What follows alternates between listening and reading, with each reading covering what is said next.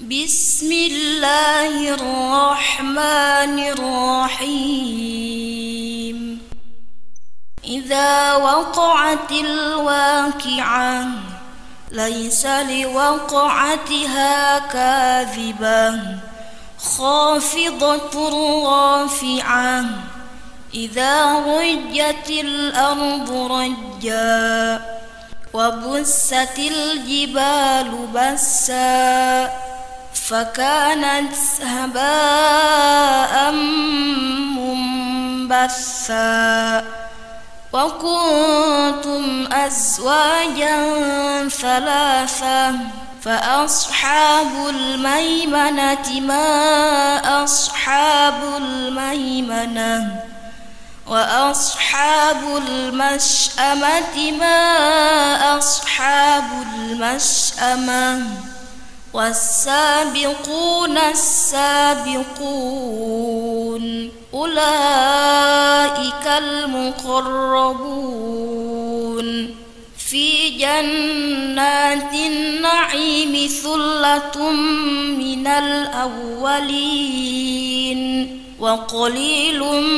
من الآخرين على سرر موضونة متكئين عليها متقابلين يطوف عليهم ولدان مخلدون بأكواب وأباريق وكأس من معين لا يصدعون عنها ولا ينزفون وفاكهة مما يتخيرون ولحم طير مما يشتهون وحور عين كأمثال اللؤلؤ المكنون جزاء بما كانوا يعملون لا يسمعون فيها لغوا ولا تأثيما إلا قيلا سلاما سلاما وأصحاب اليمين ما أصحاب اليمين في سدر مخضود وطلح منضود وظل ممدود وماء مسكوب وفاكهة كثيرة لا مقطوعة ولا ممنوعة وفرش مرفوعة إنا أنشأناهن إنشاء فجعلناهن أبكارا عربا أترابا لأصحاب اليمين ثلة من الأولين وثلة من الآخرين وأصحاب الشمال ما أصحاب الشمال في سموم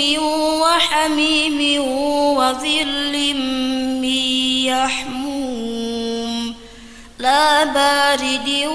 ولا كريم إنهم كانوا قبل ذلك مترفين وكانوا يصرون على الحنث العظيم وكانوا يقولون أإذا متنا وكنا ترابا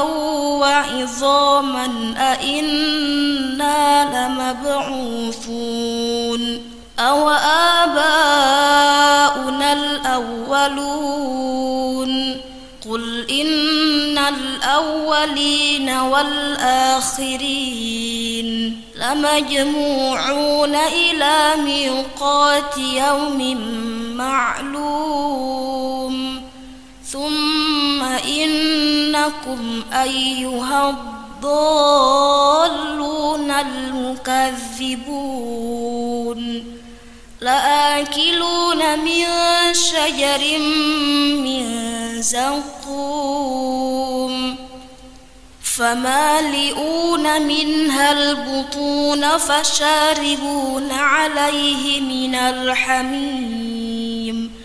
فشاربون شرب الهيم هذا نزلهم يوم الدين نحن خلقناكم فلولا تصدقون أفرأيتم ما تمنون أأنتم تخلقونه أم نحن الخالقون نحن قدرنا بينكم الموت وما نحن بمسبوكين على أن نبدل أمثالكم وننشئكم فيما لا تعلمون ولقد علمتم النشأة الأولى فلولا تذكرون أفرأيتم ما تحرثون أأنتم تزرعونه أم نحن الزارعون لو نشاء لجعلناه حطاما فظلتم تفكهون إنا لمغرمون بل نحن محرومون أفرأيتم الماء الذي تشربون أأنتم أنزلتموه من المزن أم نحن المنزلون لو نشاء جعلناه أجاجا فلولا تشكرون أفرأيتم النار التي تورون أأنتم أنشأتم شجرتها أم نحن المنشئون نحن جعلناها تذكرة ومتاعا للمقوين فسبح باسم ربك العظيم فلا أقسم بمواقع النجوم وإنه لقسم لو تعلمون عظيم إنه لقرآن كريم في كتاب مكنون لا يمسه إلا المطهرون تنزيل من رب العالمين أفبهذا الحديث أنتم مدهنون وتجعلون رزقكم أنكم تكذبون فلولا إذا بلغت الحلقوم وأنتم حينئذ تنظرون ونحن أقرب إليه منكم ولكن لا تبصرون فلولا إن كنتم غير مدينين ترجعونها إن كنتم صادقين فأما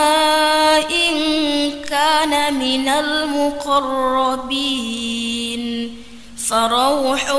وريحان وجنة نعيم وأما إن كان من أصحاب اليمين فسلام لك من أصحاب اليمين. وأما إن كان من المكذبين الضالين فنزل من حميم وتصلية جحيم. إن هذا لهو حق اليقين. فسبح باسم ربك العظيم.